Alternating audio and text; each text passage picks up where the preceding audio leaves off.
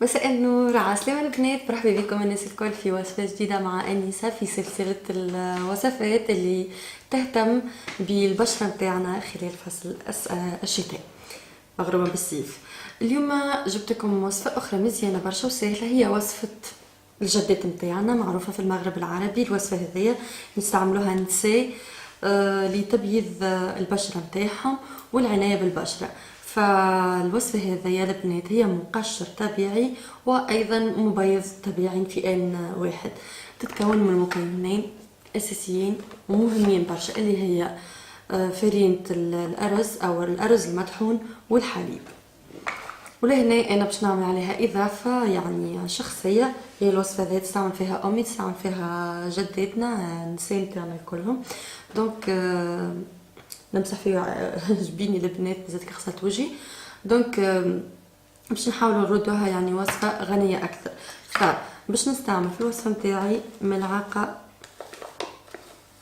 تقريبا، ملعقه ولا ما تكونش معبيه برشا، ملعقه من الارز. نضيف عليها لهنا تنقول لكم بالضبط خاطر انتي وكميه الارز حتى تكون كيما العجينه. باش نستعمل ملعقه من الحليب، اذا كان عندكم الحليب كامل الدسم احسن باش تكون فيه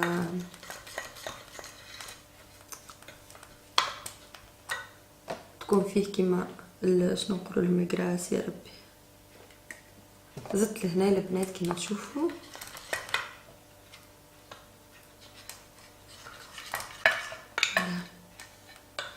هنا. انا قبل فما فيديوهات نقول فيهم عينك ميزانك، عينك ميزانك. فما عباد في اللهجه نتاعنا ما يعرفوش اللهجه نتاعنا شنو معناها عينك ميزانك. معناها كي تنظروا للوصفه نتاعنا نعرفوا احنا الكميه اللي نحتاجوها في الوصفه نتاعنا. فلهنا على ملعقه من الارز المطحون استحقيت استعملت ملعقتين من الحليب. هذا هو في شكل يعني هذا يكون شكل كريمي. نضيف اليها بعض من قطرات، نستعمل هنا 8 قطرات من فيتامين او حتى تكون الوصفه نتاعي مغذيه. باش نحاول نضيف قليلا من الارز البنات، نحبها تكون اكثر. انتم اعملوا ملعقه تكون ملئانه، ملعقه مليئه جدا يعني تكون معلقه مغرفه معبيه. نضيف عليها ملعقه ونصف او ملعقتين من الحليب. اذا هو كما تشوفوا لهنا، كما قلت لكم الوصفه نتاعنا هي مقشر طبيعي ومبيض طبيعي للبشره نتاعنا. نستعمل سامحوني الهاتف نتاعي كمرآة حتى اني نطبقها على وجهي. نستعمل فرشاة او ممكن استعمال يديكم البنات. كما قلت لكم تاكدوا انه مزجنا المكونات الكل مع بعضها، من بعد نطبقوها على البشره نتاعنا بالطريقه هذه. نحاول نبعد شعري انا لهنا، عفوا، باش ما نمسخوش شعرنا، ونقوم بتطبيق الوصفه نتاعنا. الوصفه البنات باش تقولوا لي قداش وقت تقعد على البشره، تخليوها حتى لين تجف تماما على البشره نتاعنا. حتى ميساج كنت تحبوا تنجموا يعني كنت تنجموا تخليوها نصف ساعه احسن من الافضل، يعني حتى انه تاخذ وقتها والبشره نتاعنا يعني تتشرب المكونات بالكدا بالكدا وتاخذ المنفعه نتاعها على راحتها. نطبقوها على كامل الوجه كما قلت لكم. خليو الوصفه نتاعنا حتى لين تجف، ومن بعد نغسلوها بماء دافي. نقوم بشطف بعطيك الوجه بالماء الدافي،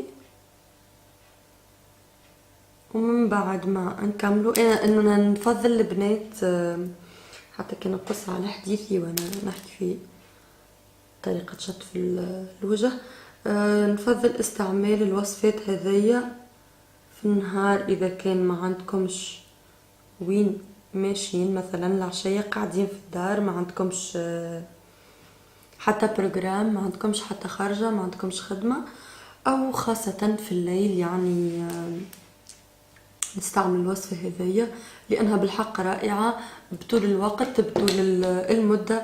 تشوفوا النتيجة متاعها من بعد أسبوع الأول، تشوفوا النتيجة متاعها قديش رائعة. وديجا كما تعرفوا جدتنا ما كانوش يستعملوا الوصفة هذية بالفارغ. كما قلت لكم في السابق نرجعوا للطبيعة متاعنا، راهي الطبيعة متاعنا رائعة جدا وتغذي برشا البشرة متاعنا. نخليو الماسك متاعي يجف تماما، نخليه من 20 إلى نصف ساعة، ومن بعد نغسله بماء دافي ونرجع. فوالا شاح الماسكرا القناع متاعنا كما تشوفوا فيه لهنا. باش نقوموا احنا مش باش نعملها لهنا، باش نقوم به في التواليت في الدوش متاعي. نقوم بعمل مساج بشكل دائري على البشرة متاعنا، ومن بعد نغسله بالماء كما قلت لكم الدافي، وبعد نوريكم النتيجة. فوالا البنات رجعت غسلت وجهي كما تشوفوا فيه. لهنا مازال عندي شويه حبوب الارز في وجهي، لكن المفعول متاعو بالحق ظهر شويه نوعا ما هكا. تحسوا البشره متاعي فتاحت ديجا، تشوف الوجه بون ليدين هي ديما اغمق من الوجه، لكن نحس بالحق فتح شويه البشره متاعي. الوصفه هذه داوموا عليها من مره الى مرتين في الاسبوع. وكما قلت لكم اي وصفه طبيعيه نعطيها لكم، المهم انكم تداوموا عليها، يعني مش مره مش اثنين، تواصلوا لمده على الاقل شهرين، ومن بعد تشوفوا النتيجه واضحه تماما. ديجا الوصفه هذه من الاسبوع الاول تبان لكم حتى من المره الاولى. كما قلت لكم قبل وصفات الجدات بتاعنا ما نستغناوش عليهم، لانه بالحق عندهم حكمه في كل شيء. ان شاء الله يا ربي تكون عجبتكم الوصفه. ما تنسيوش تطبقوها وتقولوا لي شنو رايكم، تقولوا لي النتيجه كيفاش كانت معاكم. هذه هي الوصفه نتاعنا. كما زلتم ما شاركتوش في قناتي واول مره تشوفوا القناه نتاعي، اذا كان عجبتكم شاركوا، مرحبا بكم، شيء يفرحني. ما تنسيوش تشاركوا الفيديو نتاعي ايضا مع اصدقائكم، على توصلوا الفيديو نتاعي، تساعدوني نوصل الفيديو نتاعي على اوسع نطاق. هذا هو، نحبكم برشا من قلبي من داخل. ان شاء الله يا رب نتقابلوا في فيديو جديد. انسه، الى اللقاء.